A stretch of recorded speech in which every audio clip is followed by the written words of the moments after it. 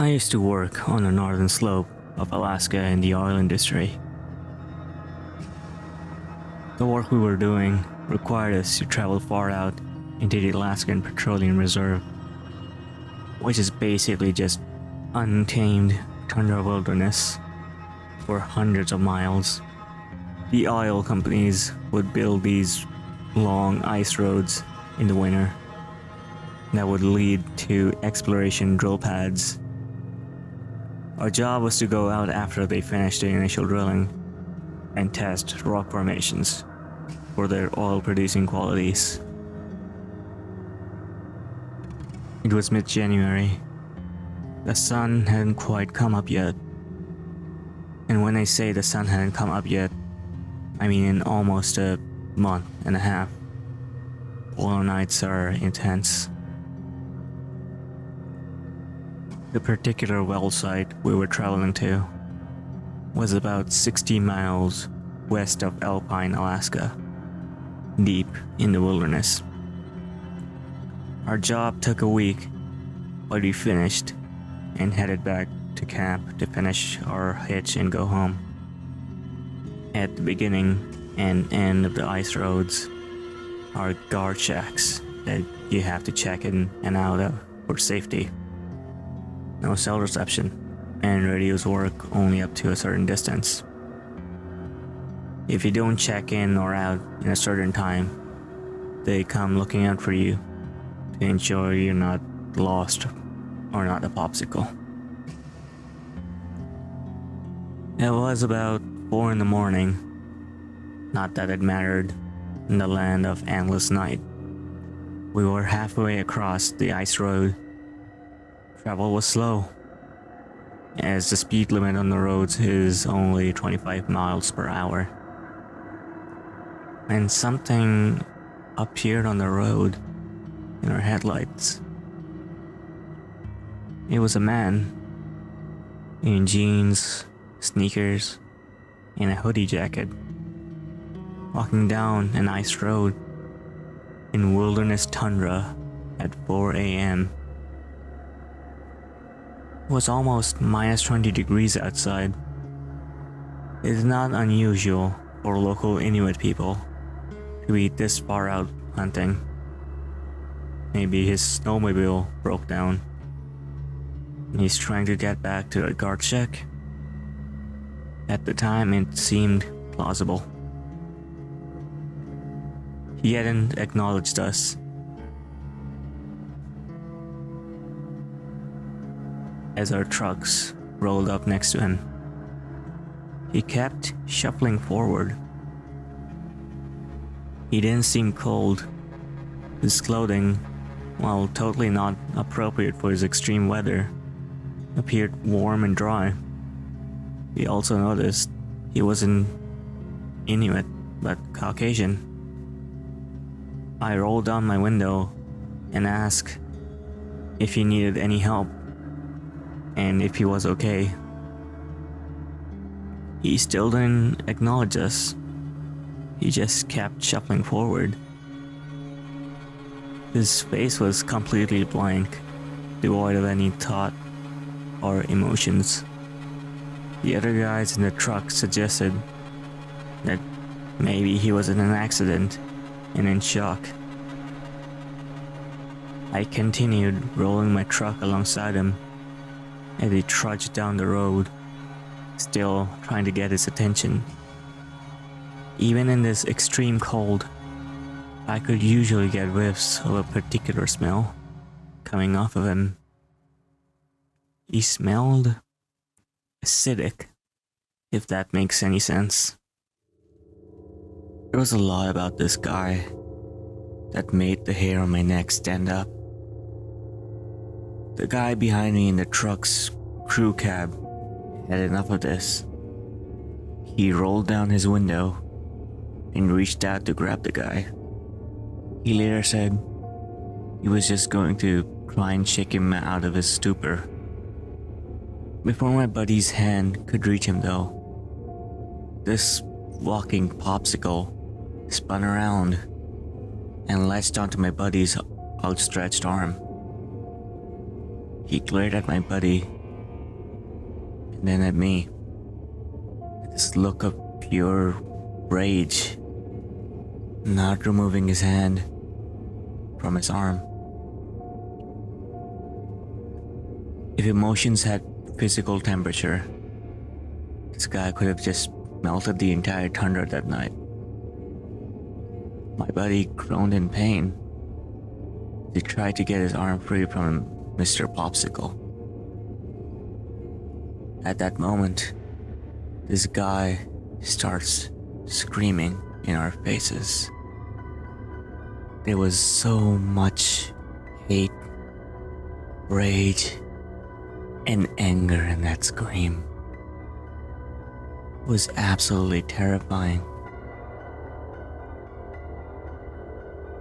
I slammed on the gas and spun out on the ice for a second before the wheels caught and launched us forward. Popsicle Dude still had a hold of my buddy's arm and was trying to pull him out of the truck. He was running alongside the truck while the guys in the cab held onto my buddy to keep him inside. After several moments, my buddy finally tore free of this guy's grip, and we hauled ass to the guard shack, another 30 miles down the road. We checked in with the guards and reported what we had just seen. The guard was looking at us like we were pulling a prank, but policy said they had to check it out regardless. My buddy's arm was sore, and when he pulled back his sleeve, there were noticeable bruises in the shape of a hand around his arm. We filed a report with a guard and are told to head back to our camp. None of us really wanted to talk about what happened, and it was a quiet drive the rest of the way. We flew home the next day. The next time we saw the guard at this shack, we asked him if he ever saw Mr. Popsicle on his patrols. He told us they searched up and down the ice road for a solid 12-hour shift and saw nothing. Not even tracks in the snow leading off of the road. He told us it was a good prank and that he'd get us back for making him waste a shift driving around. But it wasn't a prank. Who would make up a story like that? Who would willingly bruise their arm for a dumb prank? We never got a satisfying answer to what happened that evening. I still wonder about that guy. If he even was a guy. The Alaskan tundra is a weird place, and that was just one of many of my weird stories from my time up there. I'll write down more of my experiences and share them to the appropriate subs.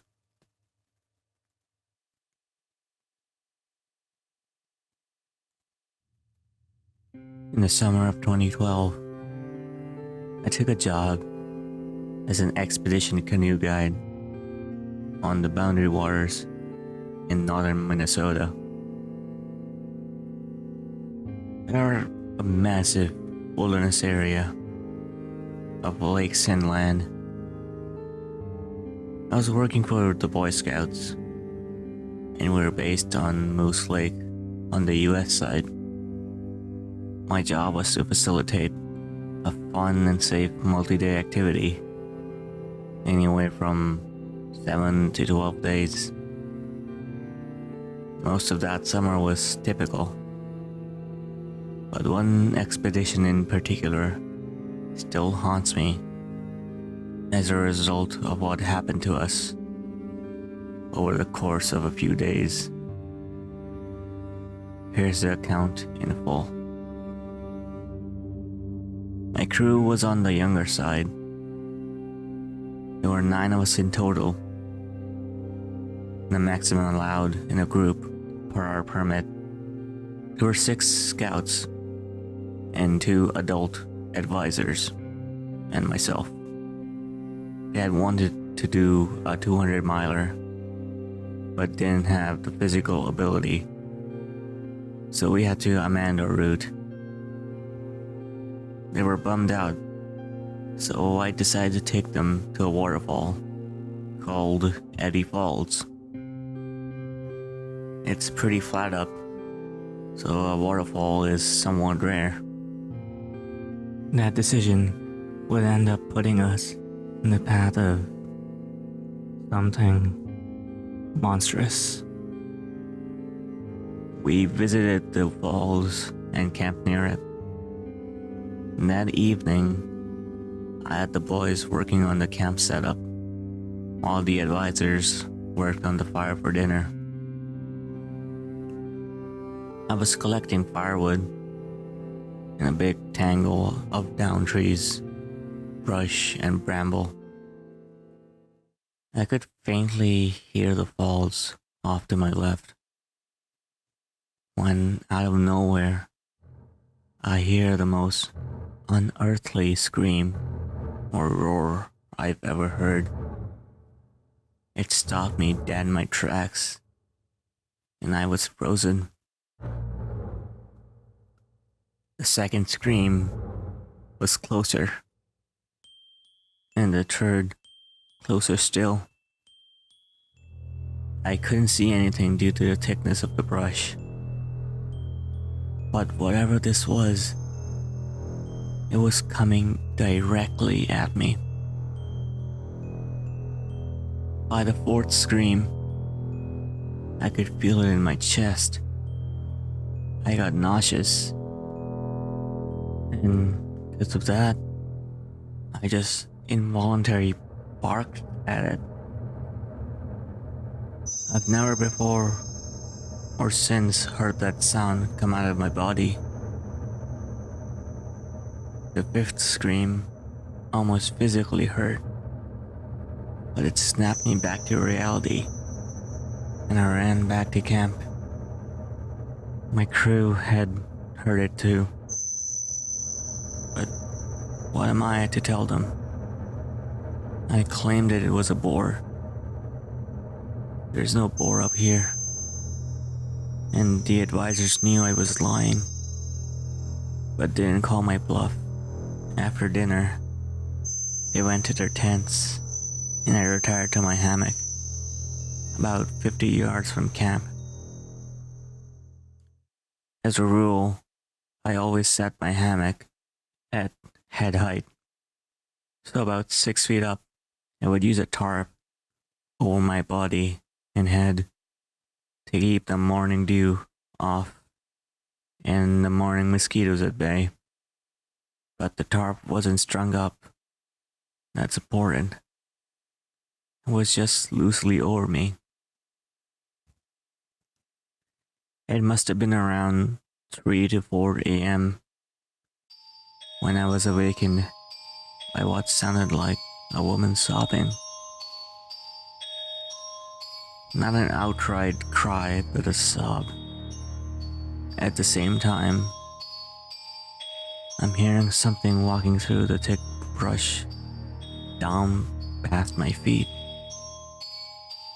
So I listen, totally still and quiet, as it crosses into camp. I could hear the change from brush to granite rock,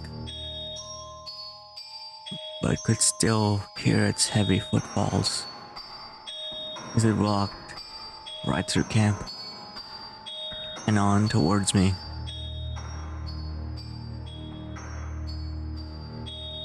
At this point, the tarp is still over my head, so I can't see a thing, and I don't know what to do. And in no time, it was standing right next to me. I could hear the breathing, loud and congested sounding. I could smell the musk. I could feel its enormous presence only inches away from my body, just standing there. Time to make a decision. I suddenly threw the tarp off of my head, and as I did, my left hand touched this thing's chest, I guess. It was dark, but I could briefly make out a very large, upright, humanoid figure. The hair on it was long and coarse. The musculature was impressive, bodybuilder-like. It all happened in a second, and as soon as my hand made contact, it bolted back into the brush with immense speed with such thick debris. By the time I got up and opened my headlamp, it was gone. My crew had slept through it all, so I read until the sun came up and decided not to mention it. The next day, we moved on a few miles towards base camp and camped on a small island. Campsites on the US side are designated by a fire pit and a grumper, which is a fiberglass toilet over a deep hole. We were just arriving, and it was evening. One of the advisors needed to visit the grumper, so he walked towards it. About 2 minutes later, we heard him yelling, and he came running back to camp, still pulling his pants up, and said that he had just seen a gorilla just run in front of him. I asked if it maybe was a bear, and he said absolutely not, that he had hunted bear for years, and it was no bear. It was a monkey, and it was about 9 feet tall. At this height estimate, I'm imagining being back in my hammock. If I touched the chest, and I was about 6 feet off of the ground, that puts the head close to 9 feet up. Was it stalking us? Was there more than one? The boys are now scared. Time to mitigate. I suggest a night paddle. No one's sleeping anymore anyway, so we packed back up and set out at around 8 p.m. and paddled by headlamp for several miles.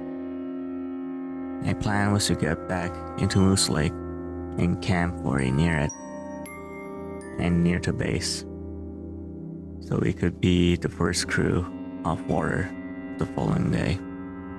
Moose Lake is connected to Newfound Lake by a small pinch and a channel of water that's not very deep or wide. There's dark woods on both sides. We were right in the middle of the pinch when a rock the size of a basketball came flying out of the woods on the right side and narrowly missed the bow of the canoe I was steering. There's no cliff there. This thing was forcibly thrown at us from the tree line. We paddled like hell. We paddled to the center of Moose Lake, tied all 3 canoes together, and we sat out there all night. With the sunrise, we paddled to base camp and ended our expedition. They did not want to talk about what happened, and I was okay with that. They left for Oklahoma the next day. After they left, I went to work a shift in the canoe yard, helping crews offload. My buddy Justin got back that day from a trip in the same area. We had been in Bear Loop, and I was the one helping him put a boat on the rack. I noticed he had a distant look, almost 1,000-yard stare. I asked how his trip went, and he said it was all good until they hit Knife Lake, or Newfound Lake. He said they were being messed with for 2 nights on Knife, and then had rocks thrown at them in the Newfound Pinch.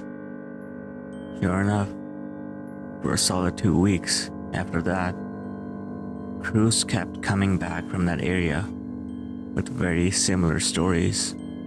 One night, there was a crew of US guides in the staff lodge stopping trail stories.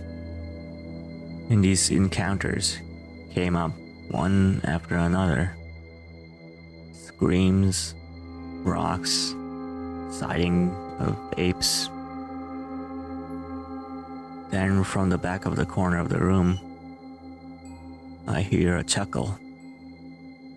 It's one of the old veteran guides.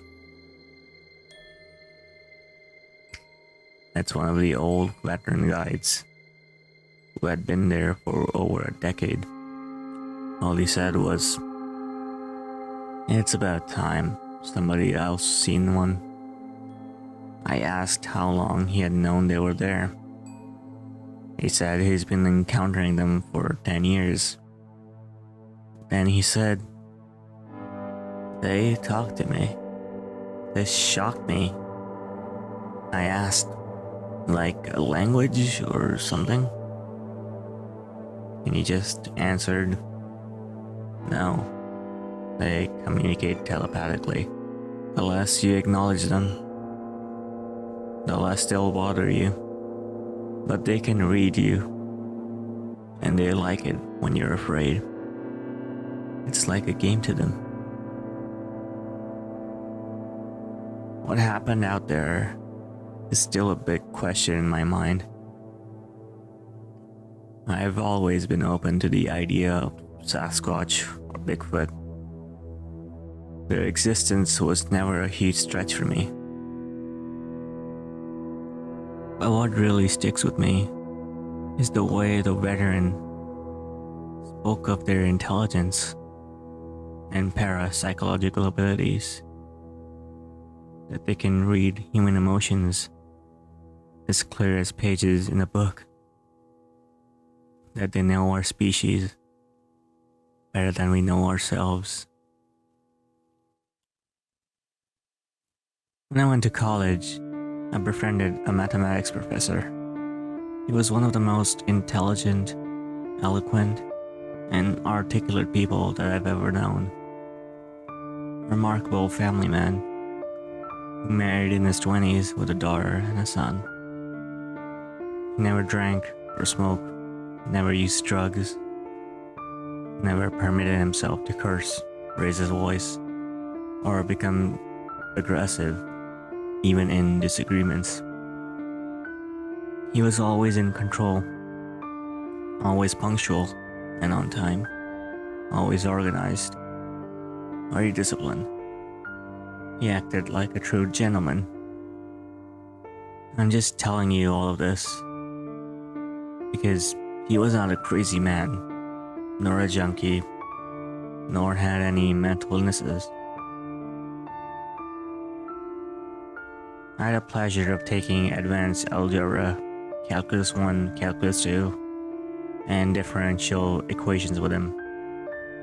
Anyway, we had this STEM club room in the math department where we students hang out and study. And sometimes our professor would join us for help with tutoring. And sometimes we would just discuss about various topics, One time, he told us about a story when he found something strange in the woods. This happened during the 90s, when he was a teenager. He lived in Quincy, California during that time, and he had a hobby of driving his dad's old beat-up truck all over the Sierra Nevada mountains, just for exploring and also for hunting. He liked following old mining roads and seeing where they led. One such time, he was out looking for blackberries to pick. It was getting late and the sun had set, so he was driving down the narrow road when he saw there was an obstruction in the road. He saw it.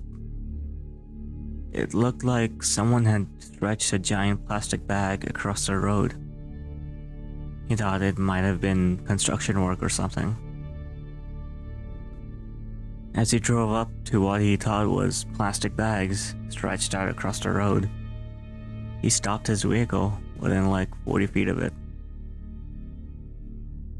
And he saw that it was not a plastic bag. It was some kind of screen or curtain, a two-dimensional flat shape, stretching over the road, perpendicular to it. It was a rectangular shape, with the width of the road and about 1.5 times in height. And he saw that it was translucent, like some kind of hologram. It was like semi-transparent, because when my professor shone a flashlight through the rectangle, the light penetrated through it, illuminating the road past it, but just barely. Like the light only went a foot or two beyond that screen. It was just standing or floating there, and yet it was not attached to anything. It held its own weight, but it was like weightless at the same time. Its surface was like wavy or rippling. My professor got out of the car to investigate this strange floating rectangle.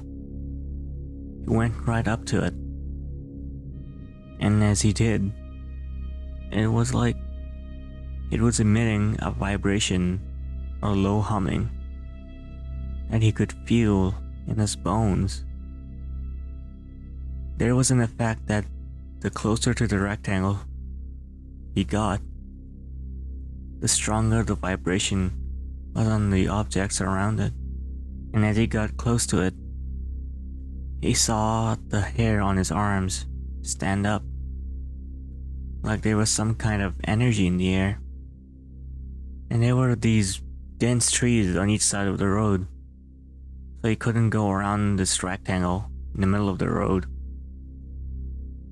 He went up to the trees and broke off a branch and then poked the branch into this rectangle.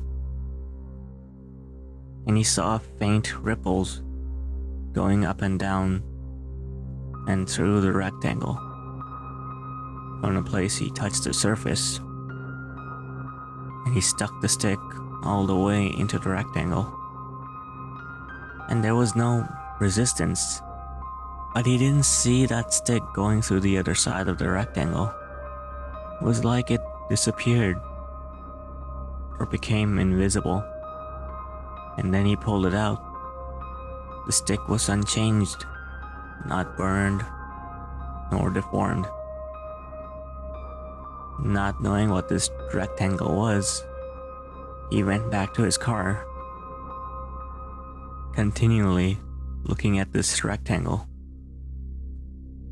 He didn't want to risk driving through the rectangle, so he drove his car in reverse until the road became wide enough to turn around and head back where he came from. To this day, he doesn't know what it was.